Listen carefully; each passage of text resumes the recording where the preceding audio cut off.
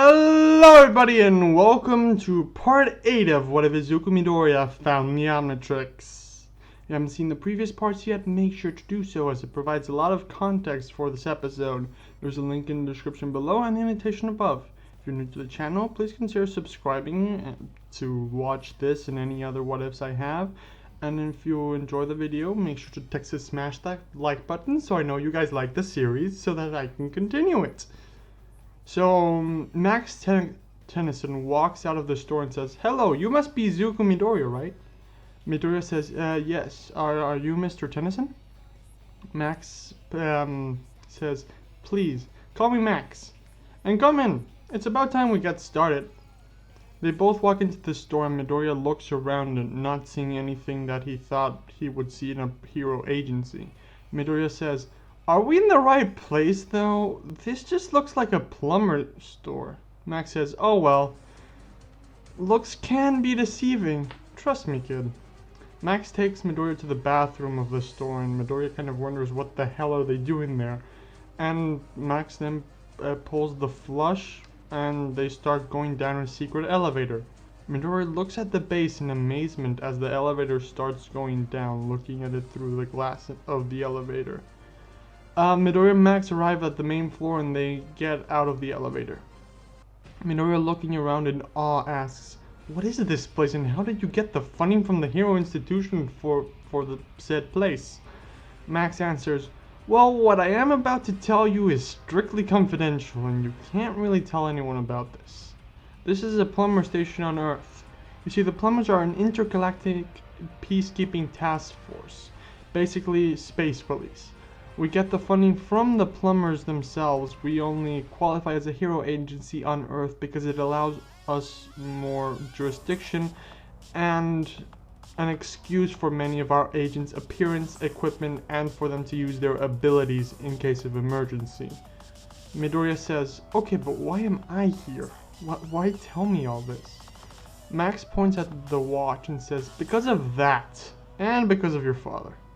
Midoriya says, "My watch? Dad? What does Dad have to do with this?"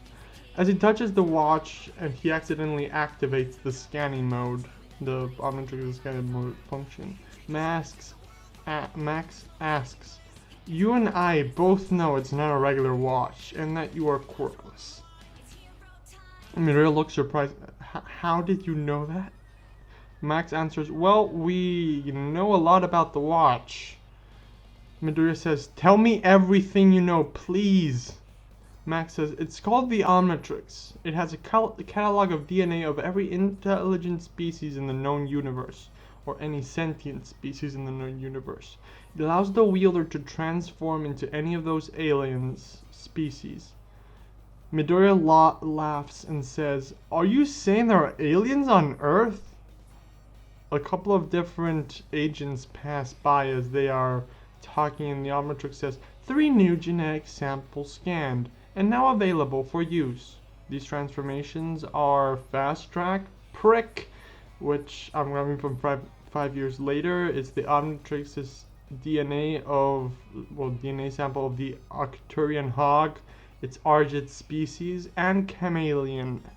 Midoriya grabs his notebook and starts writing down as he says, "Please continue talking. I need to know more or everything you know about the watch.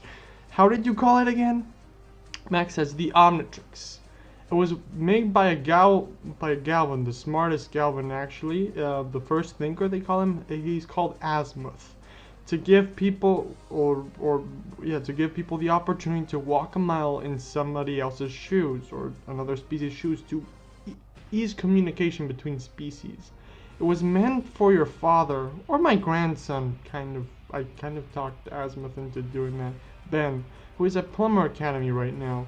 But since they're both off planet right now, your father and my grandson, and your genetic code is similar enough to your father's, it attached to you. Even so, your father said through communications that you were the right fit for the Omnitrix and insisted you should keep it." Midoriya smiles softly after hearing what Max said. Max says, well, regardless, we will be teaching you how to better use the Omnitrix from the information Azimuth gave us. Which is not much, to be totally honest.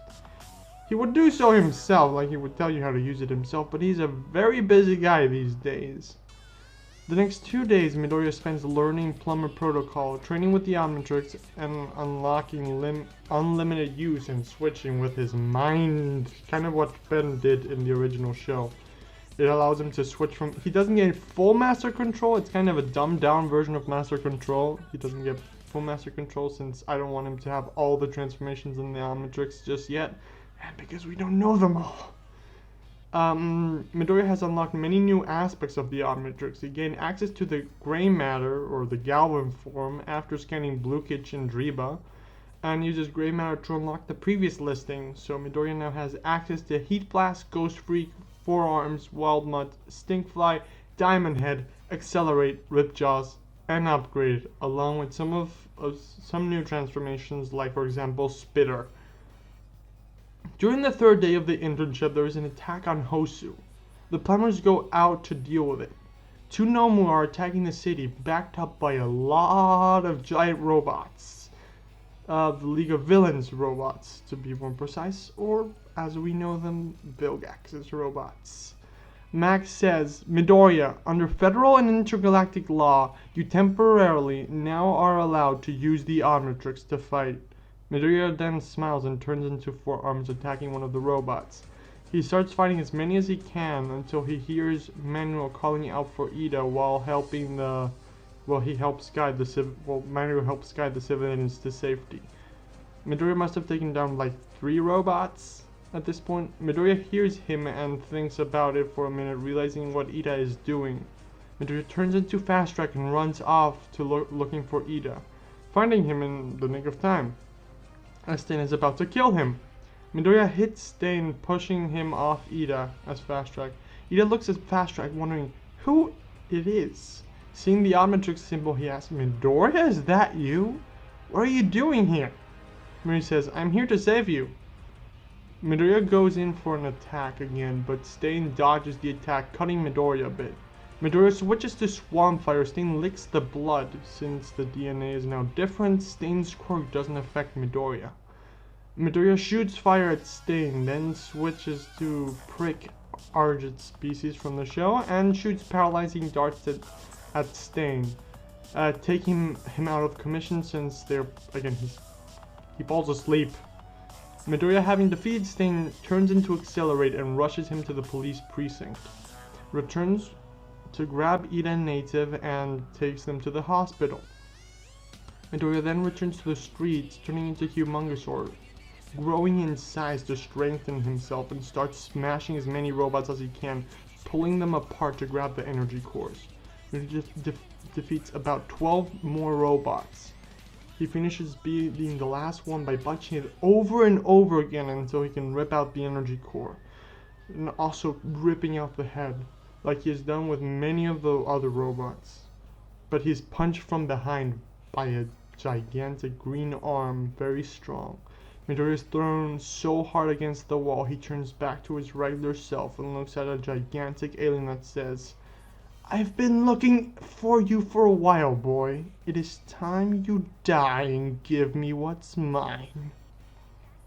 I hope you all enjoyed the episode. Please make sure to leave a like, subscribe if you are enjoying this to get notifications, and to consider watching all my other stuff. Also, please like the video, as it tells me you guys want more of this series. Suggest anything you guys want, like new aliens, other characters from Ben 10. And until next time, everyone, bye!